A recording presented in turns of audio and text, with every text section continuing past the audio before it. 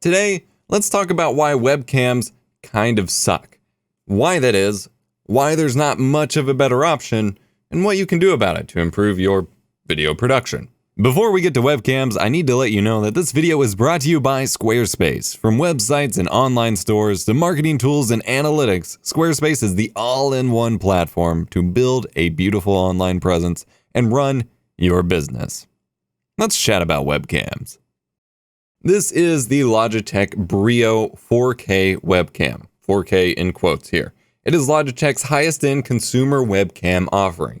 It can output a, from what I can tell, processed on the webcam more so than actually uncompressed signal, 4K at either DCI 4K or 4096 by 2160 or normal UHD 4K at 3840 by 2160 resolution signal, or it can do uncompressed 1080p 60 FPS signal, assuming you can get drivers cooperating and things like that. It's nicely built. It's got decent, it's one of the nicer looking webcams. It's got a detachable USB Type-C cable.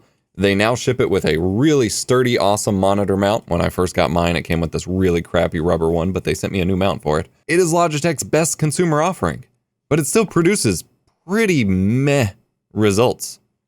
And that's inherent to the design of what a webcam is, and kind of to what the purpose and intended use market is as well. There are three, and we'll kind of say four reasons here why webcams generally suck, whether you pay $200 for a really nice high-end one or $25 for a cheaper one like the C615 or something, or you're using the venerable standard Logitech C920, C922 line of cameras.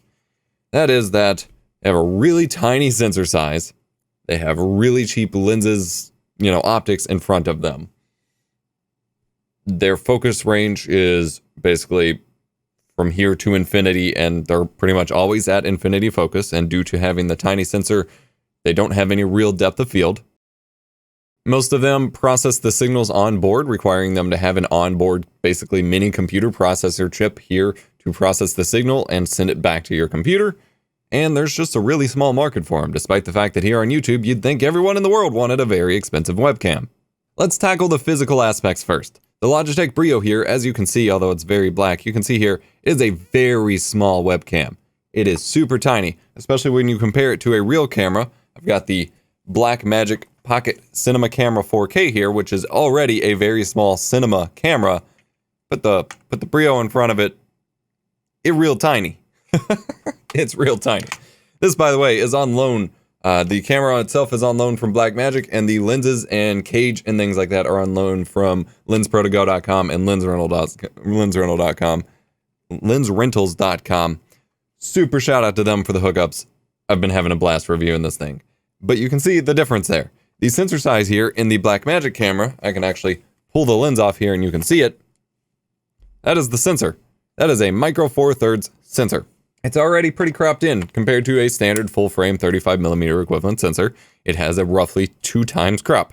I have a whole video talking about crop factors and how that affects your shooting and the angles you can get and things like that in the description below. But this has a 2 times crop, which means that basically any lens you put on it, the actual usable field of view you're getting instead of the actual focal length listed on the lens, you're getting that times 2. So you're getting a very cropped in view. That's actually what I'm using for this camera right here that I'm shooting on. This is the Panasonic G7. It's a micro four thirds sensor. I have a 12mm lens on it, so I'm getting roughly a 24mm field of view here on the camera. I have to have it very far away and use a very wide angle lens to get it.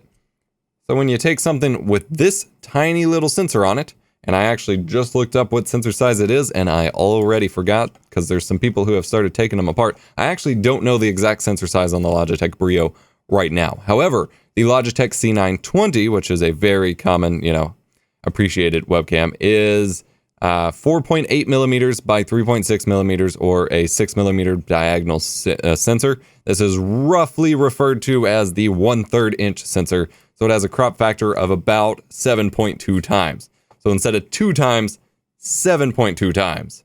That's insane. So that means that this 12mm lens, if we were to just mount it up, focal length for focal length, adapt it to the C920 sensor, this 12mm lens I have here on this G7 mounted to the C920 would be an equivalent almost to an 85mm lens, which would require me to sit many, many feet way back there just to be in the frame. and getting focus right and things like that would be insane.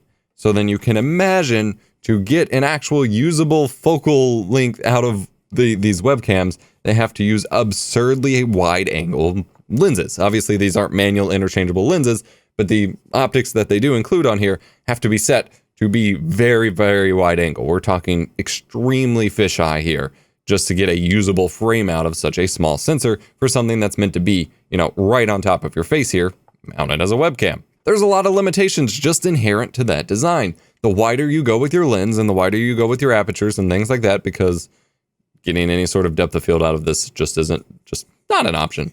The wider you go, the less sharp you're going to end up. And so they have mostly plasticky, although there might be some glass elements, super tiny but very wide angle, fisheye focus lenses on these super cropped in sensors to try to get a usable field of view. This means that, it can only work with so much low light, and the smaller your sensor goes, the low light performance gets worse and worse and worse, hence why all these webcams are so incredibly grainy, even if you give them a nice studio light here.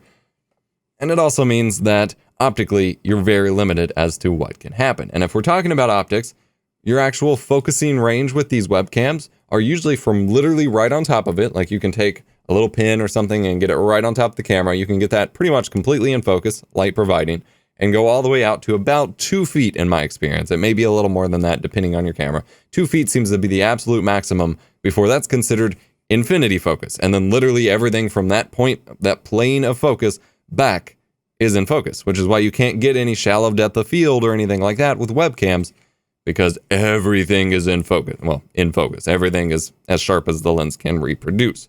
So physically, there's a lot of challenges with the webcam form factor that you can't just overcome with magic. Now, you might be thinking to yourself, my smartphone camera doesn't look to be that much bigger than the webcam, although it's much bigger sensor. I mean, I'm not going to say much bigger, but it's a bigger sensor, and it's a much higher quality and much more expensive sensor, and it probably has better lenses. How come they can do so much? Well, start off with the fact that camera is a significant portion of the cost of a smartphone these days, and these smartphones are jumping up in price to $600 to $800 to $1,300, depending on the phone camera that you're getting.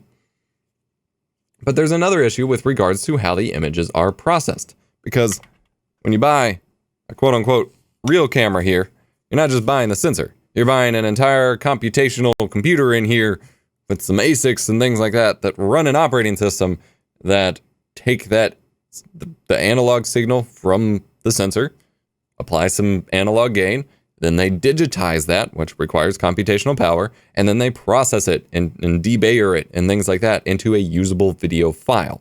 All of that is a multiple step workflow, which requires an entire computer here in a camera. You can't fit that, on a very, you can, but, you can only fit so much of that in a tiny webcam body, and especially only for, at most, $200 for this one, as cheap as $40 for the other webcams. Imagine how much that scales the computational power you can put in there as you continue to scale price and size down. There's not a whole lot you can squeeze in there. And again, going back to smartphones, whenever you see camera quality jumps in smartphones, it's usually paired with bragging about how great the processor is. Every new Exynos or Snapdragon or whatever processors they're putting in phones, those inherently bring additional camera functionality and camera specs with them, because the camera built into the smartphone directly feeds to that smartphone processor. Directly goes into it, which is how they're able to do so much crazy stuff. I'm going to admit a little bit of ignorance here, and I don't entirely know why such a webcam doesn't exist, where it takes the sensor data, does whatever it needs to for it, and then outputs it via an uncompressed feed as if it were a capture card directly to your CPU. Because that is the alternative to webcams, of course, is a real camera hooked up to a capture card. However, clearly, with the real camera to capture card connection here, you were taking the sensor, you were still debayering it and doing all of the post-processing and digitizing it to a standardized HDMI signal, which is then further digitized by your computer to work within your streaming software or whatever. So clearly there's still an extra mediary step involved here that perhaps could not be cheaply done in a small webcam body. That is my guess. That is my understanding of how this works. I don't know why I keep setting that so far away if I'm just going to keep picking it up. That is my understanding of how it works, is that there is still that extra step there because you're not really feeding your processor raw sensor data with a capture card solution. And perhaps there aren't, specialized modules or specialized instruction sets or functionalities that are required in your standard x86 processor that handles those kinds of computations compared to more specialized hardware in smartphones or in cameras. That would be my guess.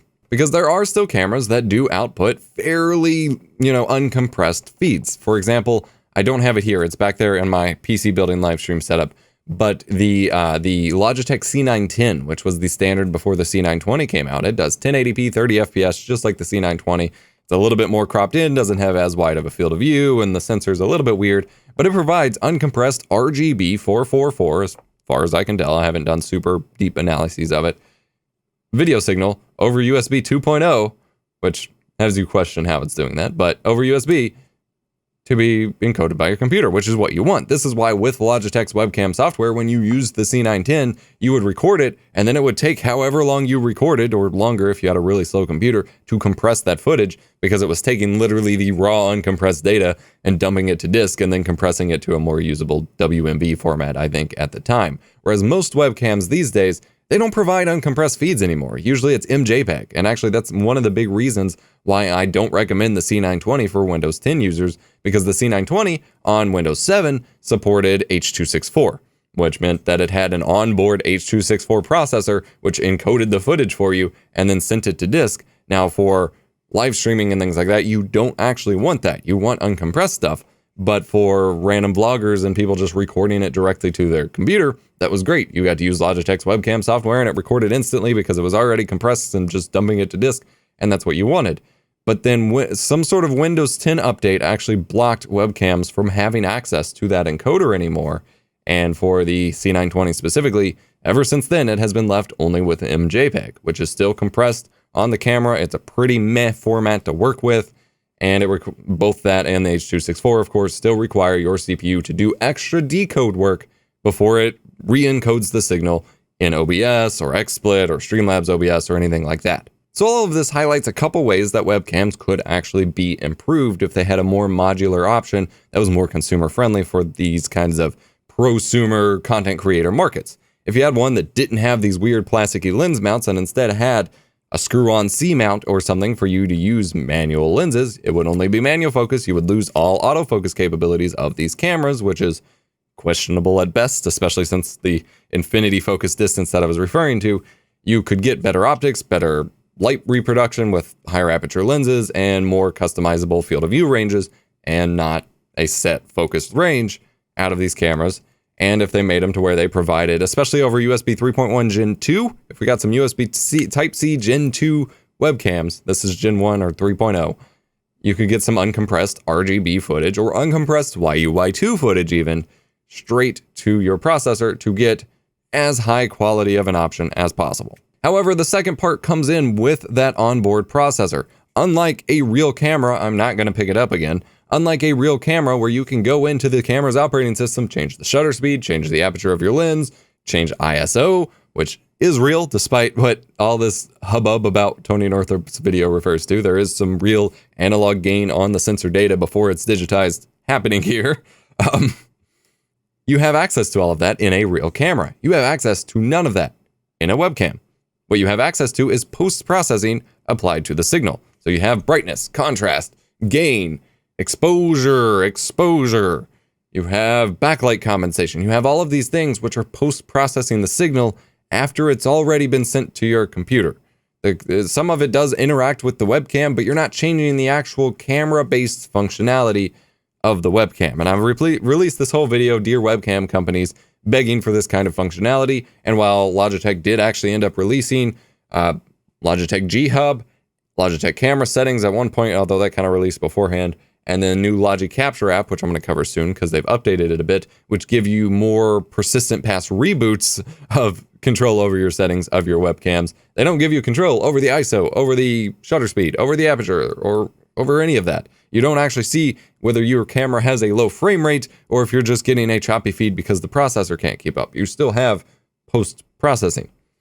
So that onboard processor is still a limitation regardless, and that part is probably very expensive. And that is where the reality of the market of webcams actually comes into play. You see, the thing is, actual webcam buyers are most likely, this is from my analyzing point of view, analytical speculation, that's the word I'm looking for. This is my speculation. I do not have hard information on that, but one would have to imagine the actual target market for webcams are very small. You have people who need to do like business conference calls and things like that, people who want to Skype with their family members if they don't have a laptop with a webcam already built in, or aren't using their smartphones, which have better cameras built in, or low budget content creators, because you start to run into some issues where if you make a more specialized product, because there's plenty of those, there's PTZ cameras and conference cameras for business users, there's actual cameras for actual, higher budget content creators.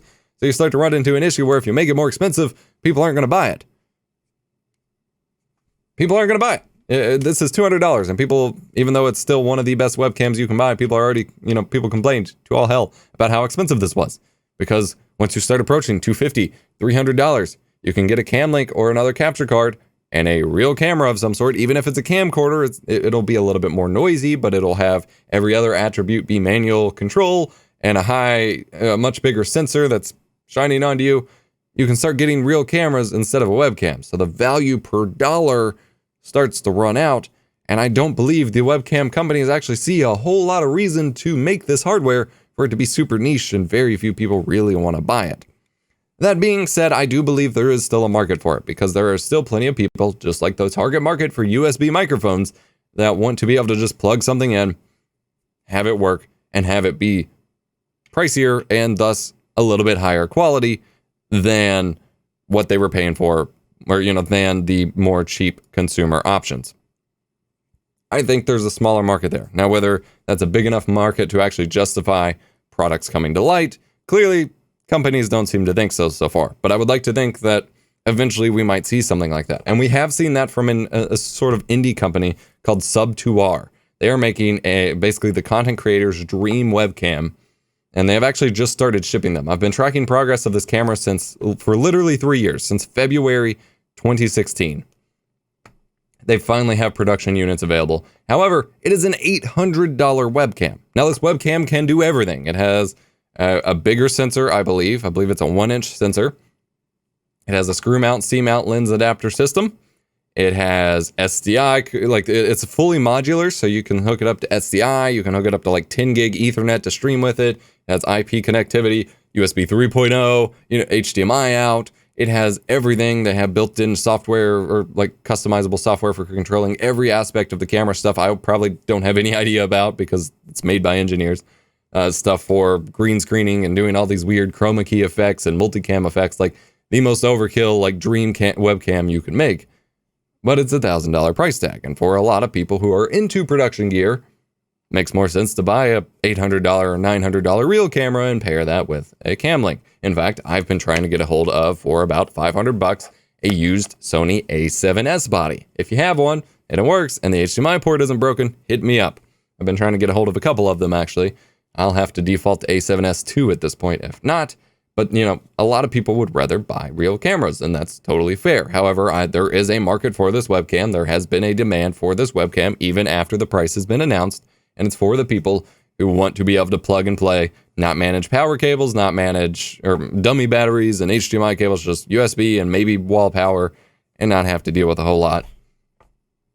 And I can respect that. An alternative solution product that you may have heard of already that I've kind of neglected to cover a whole lot. It's a product site from this guy whose name I'm not even going to try to pronounce. I am sorry. From Lithuania, who builds parts or either builds modified Logitech C920 cameras. And I believe he has a few other kits here. Actually, I have his website pulled up here. If I go to cameras, he's got sets for a C1 camera, a C15 camera. I believe these use Sony Exmo sensors, and I believe they're more like niche build to service webcams. Then there's the C920. And then there is a rework kit for the Logitech Brio as well, where it's a full rework kit. You take off the housing, you put on his housing, and then you modify it. If it's the C920 for a pluggable USB port, it's mini USB on the C920. And then on the Brio, since it's already detachable, I don't think you have to do a whole lot. Yeah, it's just a new case. And then it has a screw mount for CS mount lenses. And then you can use custom lenses and get a better result out of the sensor and all of that. Now it's a little bit it could be seen as a little pricey. It's like 58 euros. That's not even the euro. Yeah, I believe that's 58 euros or 60 euros for the C920 or Brio packages, respectively, if you want to solder your own on. However, you can buy it for the actual camera, and that includes the cost of the camera as well. So the price scales based on that. It's like 120 bucks for the C920, but it's only like 175 for the Logitech Brio. So I feel like the value there for getting a much better camera makes way more sense for the Brio. I have not covered this yet, but I am open to doing so if there's enough response here and you guys think that it's worth covering. So do let me know in the comments below what you think about that, because I would love to cover more of this stuff if there's interest. But those are some options available to you, and alternatively, you hook up a camera like the A6100 or things like that to HDMI and use a capture card. That was a lot of information, and I want it to set in real quick, so we're going to talk about our sponsor for this video, Squarespace. Squarespace's award-winning templates make creating a powerful online identity even easier. Each template is a starting point for a wide range of projects, whether you're pursuing your side hustle or promoting your main gig. And they have dynamic all-in-one platforms where customers can claim a domain, build a website, sell online, and even market a brand. Their suite of products combines cutting-edge design and world-class engineering, making it easier than ever to establish your online presence. Head on over to squarespace.com for a free trial, but when you're ready to launch, go to squarespace.com/EposVox to save 10% on your first purchase of a website or domain. Thanks, Squarespace! I wanted to just provide some context and answer some questions and FAQs that people have been giving me about why webcams suck, how they can be better, and what to do about it. If you enjoyed this video, be sure to hit the like button, subscribe for more tech education. Go check out my video about crop factors, the rest of my videos about webcams, yada yada. If you haven't seen them already, go check out our subreddit, our Patreon, our Ko-fi, Coffee, whatever it's called. We've got fan funding sites, whatever. Join our Discord server. I'll see you in the next video.